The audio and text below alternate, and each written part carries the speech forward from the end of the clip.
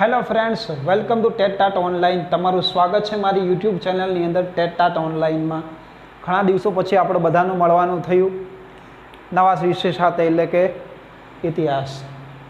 ઇતિહાસ શબ્દ સાંભળીએ એટલે આપણા રોવાટા ઊભા થઈ જાય. આપણને શૌર્ય ગીતો, બહાદુરીભરી કથાઓ યાદ આવે, પૌરાણિક કથાઓ યાદ આવે, રાજા રજવાડાના ઇતિહાસો યાદ આવે. બરાબર છે. તમે જે તે ગામમાં કે શહેરમાં રહેતા હશો તો ત્યાં કોઈક ને કોઈક ઐતિહાસિક સ્થળ જોડાયેલું હશે. બરાબર છે. ત્યારે જ્યારે તમે ઐતિહાસિક સ્થળ જોવા જતા હશો તો તમારું મન ગદગદી ઉઠતું હશે કે શું રાજાઓ હતા. બરાબર છે.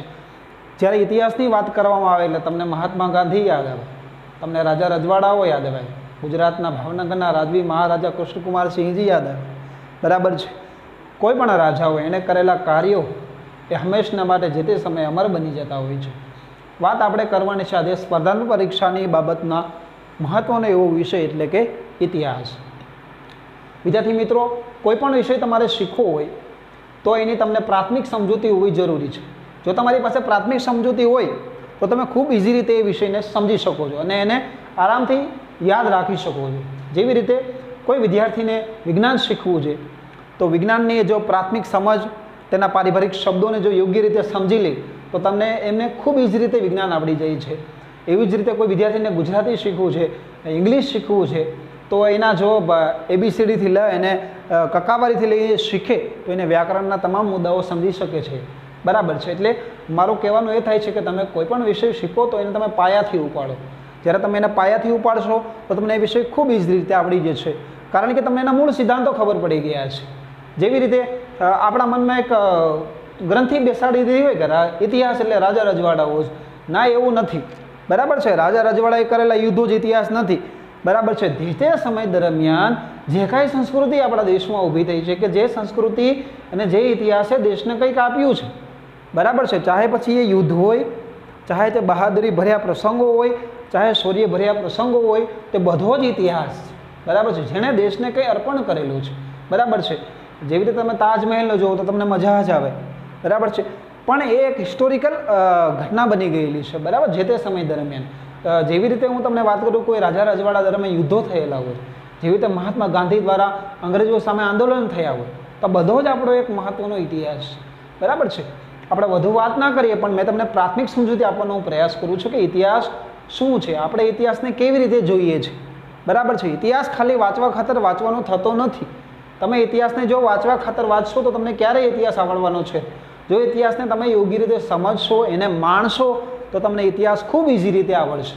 કારણ કે ઇતિહાસ જે છે એ તમને માણવાનો વિષય છે. તમે ઇતિહાસની કોઈ ઘટના વાંચો તો તમને મજા આવે.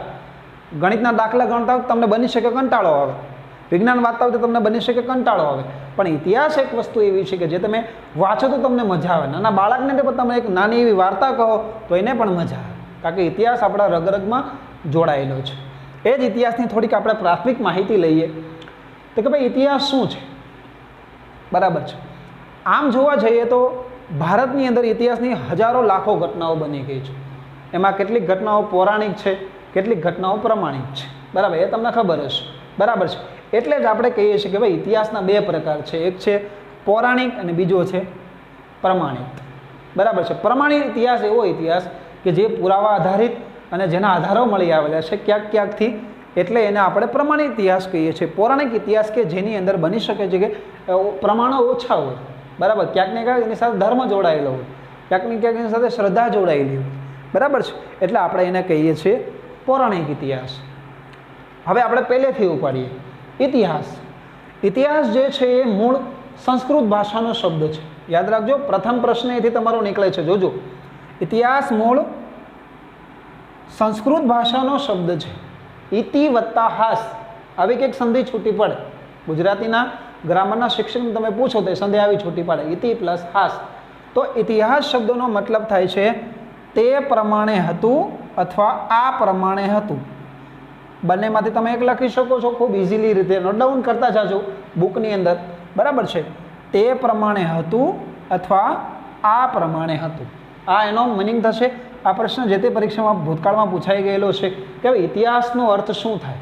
ઇતિહાસ કઈ ભાષામાંથી ઉતરી આવેલો શબ્દ છે? સંસ્કૃત ભાષામાંથી ઉતરી આવેલો શબ્દ છે, જેને આપણે ઇંગ્લિશમાં શું કહીએ છીએ? હિસ્ટ્રી. બરાબર છે ને.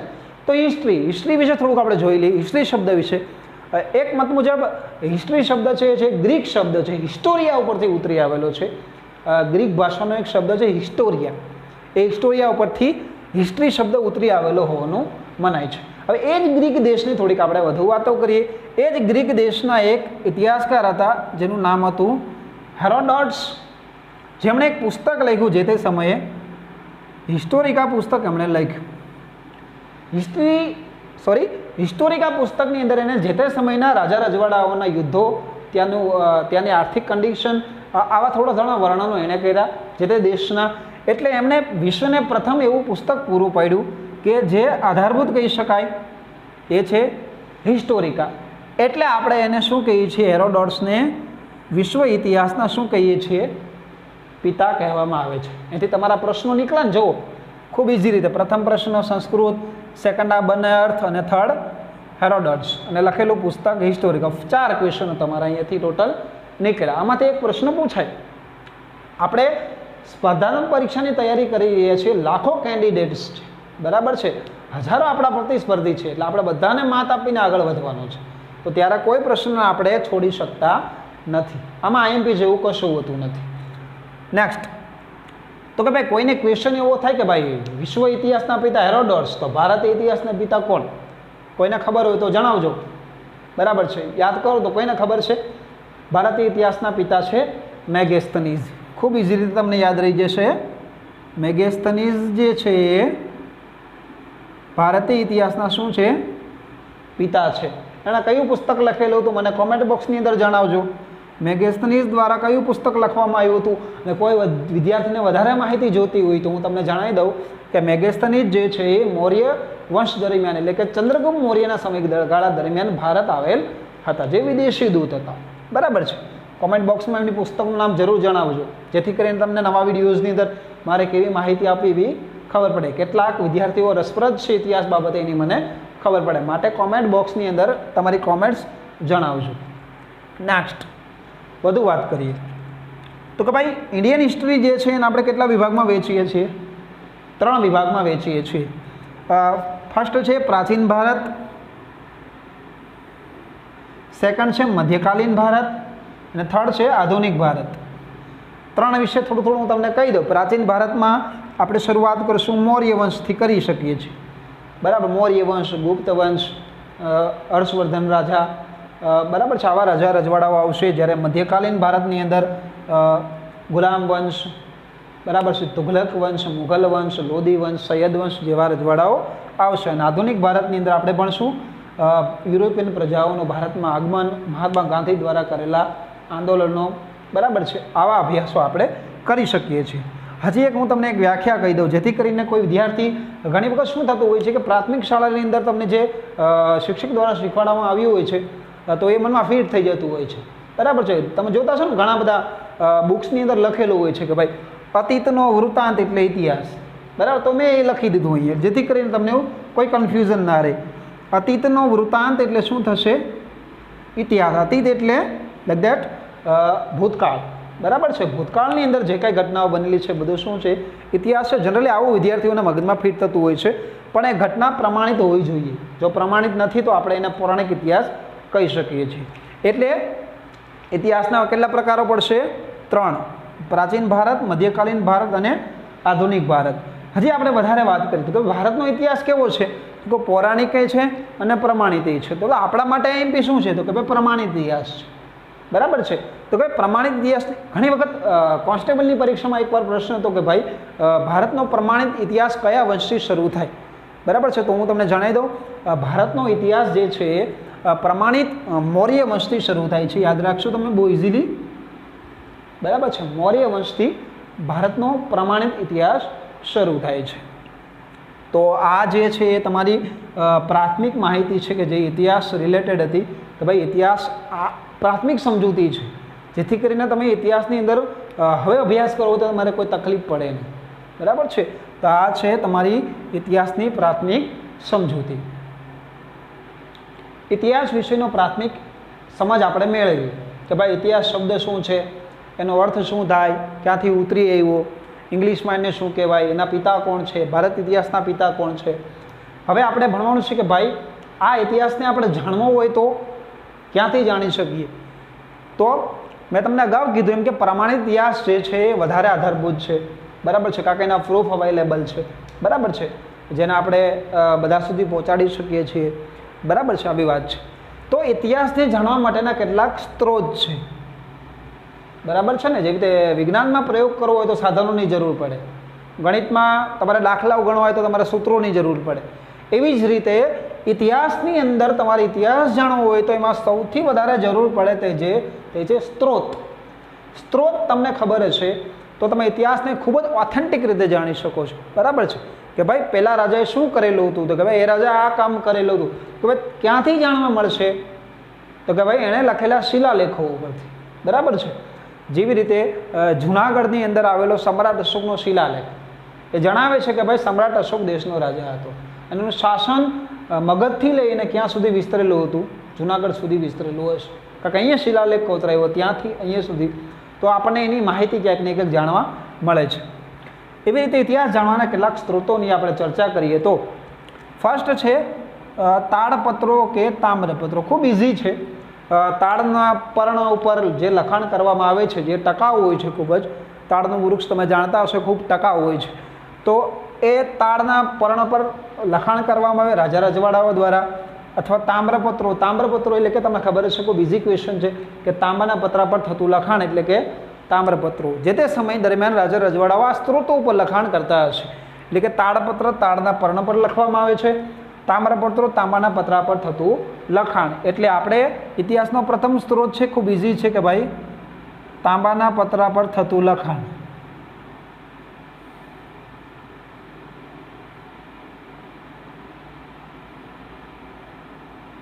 અહીંયા શું યાદ રાખશો? તાડમાં તાડનું પર્ણ.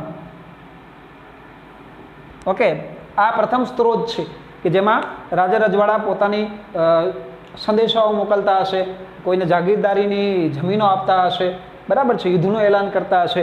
તો એ ક્યાંથી મળી આવેલ છે? તાડપત્રો અને તામ્રપત્રો ઉપરથી. સેકન્ડ છે મોસ્ટ આઈમ્પી છે, ઘણી વખત પરીક્ષામાં પૂછાઈ ગયું છે, ભોજપત્રો. હવે ભોજપત્ર જ્યારે પરીક્ષામાં પૂછાય એટલે વિદ્યાર્થી સીધું લખી નાખે કે રાજા ભોજ દ્વારા લખાવવામાં આવેલા પત્રો એટલે ભોજપત્રો. એવું નથી.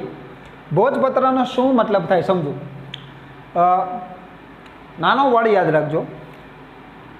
ભુર્જ નામનું એક વૃક્ષ છે જે જનરલી હિમાલયની તળેટીમાં થતું જોવા મળે છે, બરાબર છે. તો હિમાલયની તળેટીમાં એ ભુર્જ નામનું એક વૃક્ષ થાય છે. આ વૃક્ષ જે એની છાલ કાપી લેવામાં આવે છે, બરાબર છે. જેવી રીતે તમારું ડ્રોઈંગ થોડું બોગસ છે પણ વાંધો નથી, મારી ભાવના ખૂબ સાચી છે. એ જે છે છાલ પર જે લખાણ કરવામાં આવે, પહેલાં ભુર્જ વૃક્ષની છાલ પર થતું લખાણ, બરાબર છે, જે છાલ ખૂબ ટકાઉ હોય છે. તો ભુર્જ નામના વૃક્ષની છાલ પર થતું લખાણ એટલે આપણે એને શું કહીએ છીએ?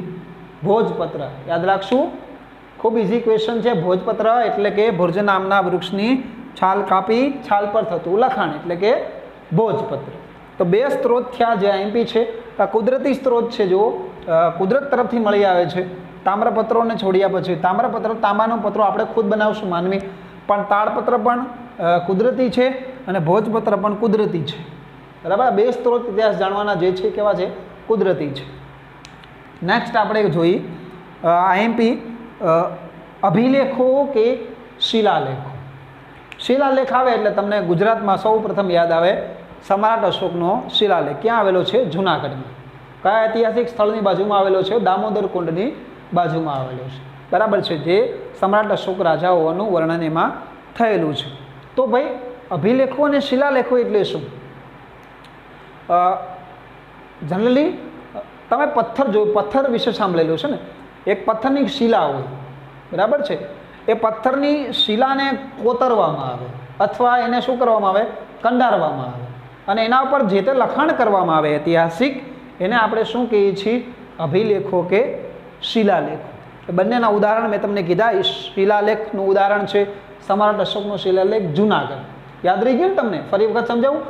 શિલાલેખો કે અભિલેખો કે જે પથ્થરો ઉપર પથ્થરોને તોડી એને કોતરાવવામાં આવે છે અથવા તો એની ઉપર એને કંડારવામાં આવે છે, એની ઉપર જે લખાણ કરવામાં આવે છે એને કહેવામાં આવે છે અભિલેખો કે શિલાલેખો. એનું ઉત્તમ ઉદાહરણ અશોકનો શિલાલેખ જુનાગઢ ખાતે,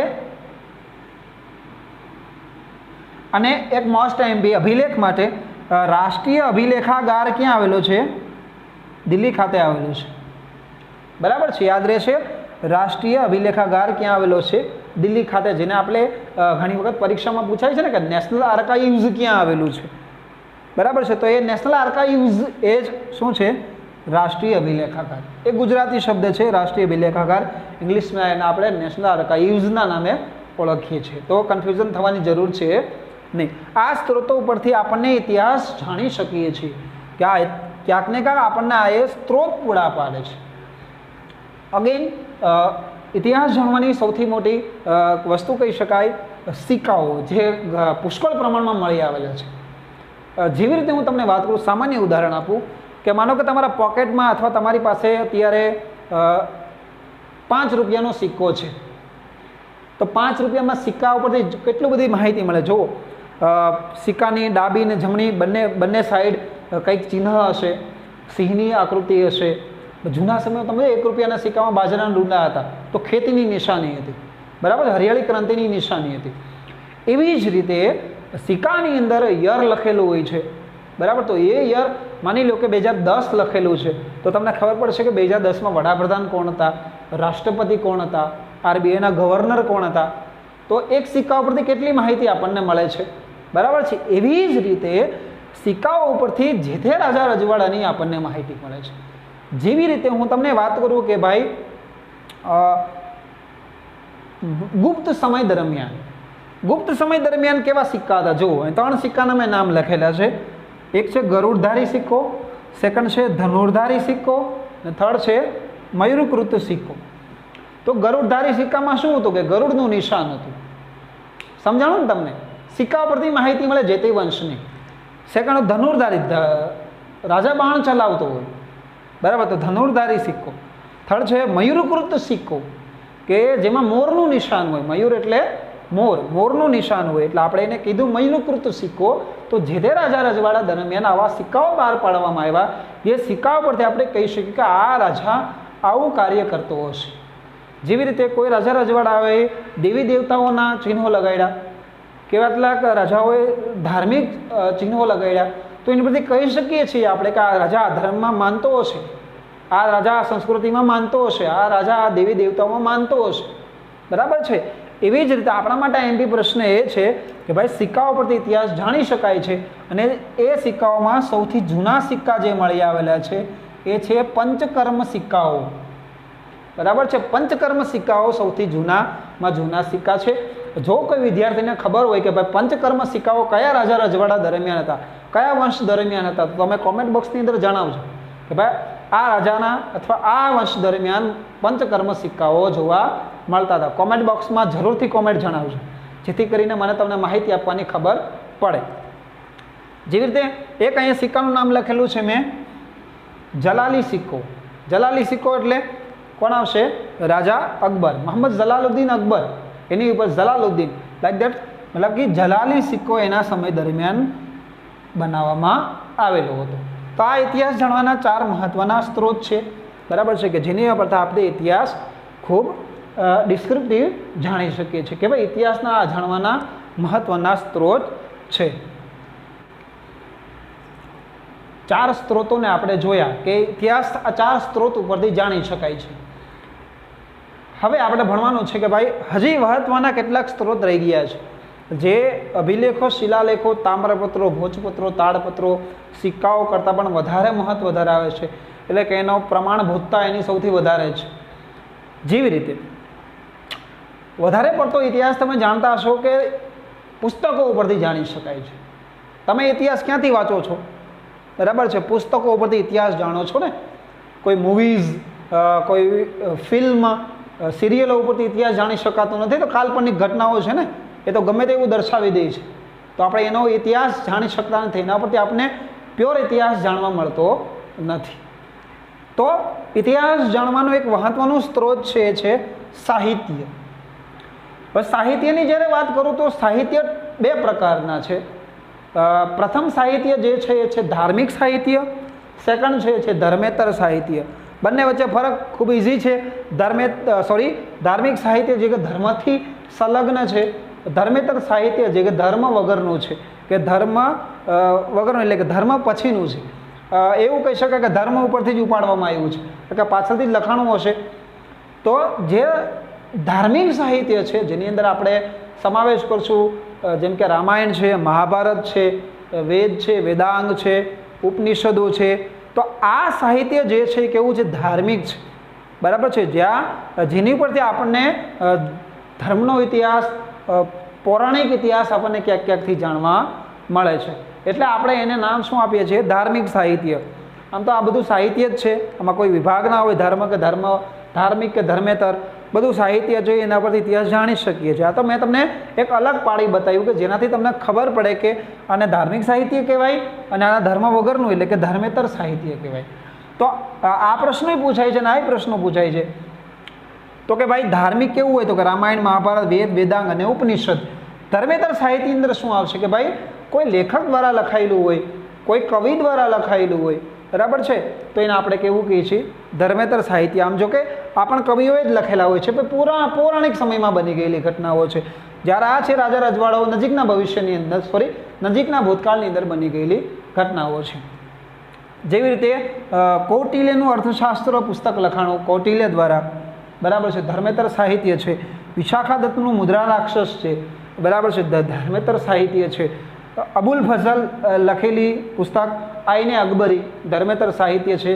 તો આ બાબતો ઉપરથી આપણને, સાહિત્ય ઉપરથી આપણને ઇતિહાસ જાણવાના સ્ત્રોતો મળી આવે છે.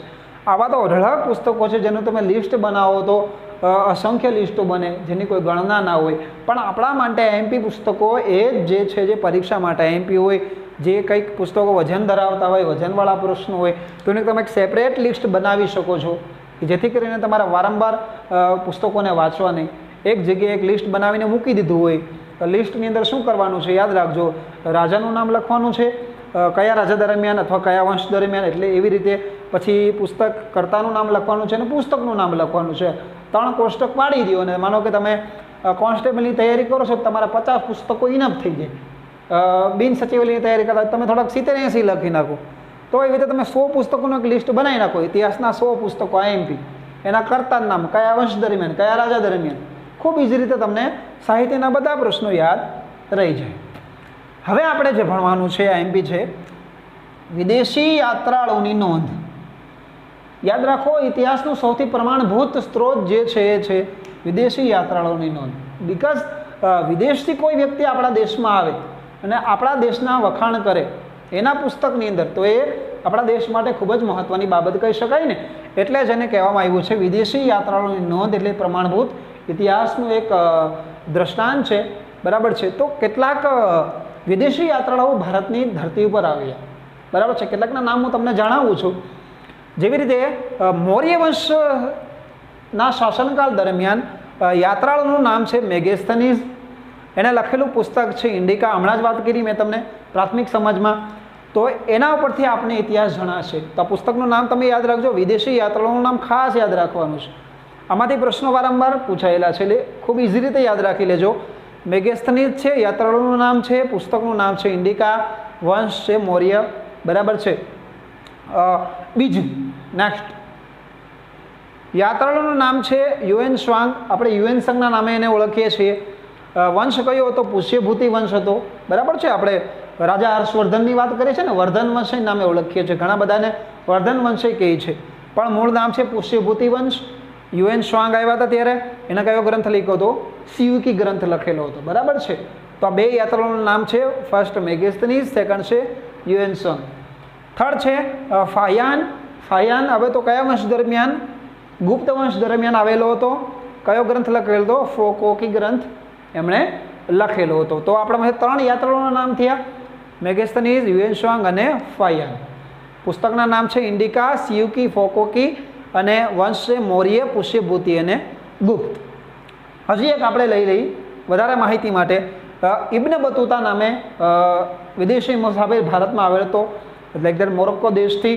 તો એ ક્યાંથી, કયા વંશ દરમિયાન આવેલો હતો? તુઘલક વંશ દરમિયાન આવેલો હતો. તો તમે કોમેન્ટ બોક્સમાં જણાવશો કે એને કયું પુસ્તક લખેલું હતું? બરાબર છે, કારણ કે મેં તમને 3 પુસ્તકોના નામ તો આપી દીધા છે. હવે તમારે એક હોમવર્ક કરવું પડશે ને, બરાબર છે. ચાલો તો કોમેન્ટ બોક્સની અંદર લખજો કે ભાઈ ઇબ્ન બતુતાએ કયું પુસ્તક લખેલું હતું. બરાબર છે, તુગલક દરબારમાં આવેલો હતો. બરાબર છે, મોહમ્મદ બિન તુગલકના દરબારમાં આવેલો હતો. તમે વાક્ય સાંભળેલું છે ને, તુગલકના દરબારમાં અંધકાર પણ છે ને પ્રકાશ પણ છે. બરાબર, સોનેરી રાજા મોહમ્મદ બિન તુગલક. તો ઇબ્ન બતુતાએ કયું પુસ્તક લખેલું હતું તમે કોમેન્ટ બોક્સની અંદર જણાવજો. તો વિદ્યાર્થી મિત્રો, આ લેક્ચર દરમિયાન મેં તમને પ્રાથમિક સમજ આપી, ઇતિહાસ જાણવાના સ્ત્રોત મેં તમને કીધા, જેમાં તાડપત્ર, તામ્રપત્ર, ભોજપત્ર, અભિલેખો, શિલાલેખો, સિક્કાઓ, સાહિત્ય અને વિદેશી યાત્રાળુઓની નોંધ. આમાંથી કેટલા ઘણા બધા MP પ્રશ્નો નીકળે છે, ઘણા બધા શોર્ટ પ્રશ્નો નીકળે છે. તમે અલગથી નોટ ડાઉન કરી લેજો, અલગથી એની નોંધ કરી લેજો, અને જો સમજમાં કાંઈ એમાંથી ના આવ્યું હોય તો તમે કોમેન્ટ બોક્સની અંદર જણાવી શકો છો. બરાબર છે, આ ઇતિહાસ જાણવાની મેં તમને કેટલીક પ્રાથમિક માહિતી આપી. આશા રાખું છું કે તમને બધા જ પ્રશ્નો અને દરેક તમારી કોઈ ક્વેરી નહીં રહી ગઈ હોય અને બધું જ તમને સમજાઈ ગયેલું છે. છતાંય તમને કંઈ ના સમજાણું તો તમે કોમેન્ટ બોક્સની અંદર લખી શકો છો. વિદ્યાર્થી મિત્રો, તો વિડીયોને વારંવાર જોતા રહો, ના સમજાય તો કોમેન્ટ બોક્સમાં કોમેન્ટ કરો, અને જો તમે ચેનલને સબસ્ક્રાઈબ ના કરી હોય તો અત્યારે જ સબસ્ક્રાઈબ કરી દેજો, અને વિડીયોને લાઈક કરો, શેર કરો. આપ સૌનો ખૂબ ખૂબ આભાર કે તમે લેક્ચરને પૂરેપૂરો સાંભળ્યો. Thank you so much.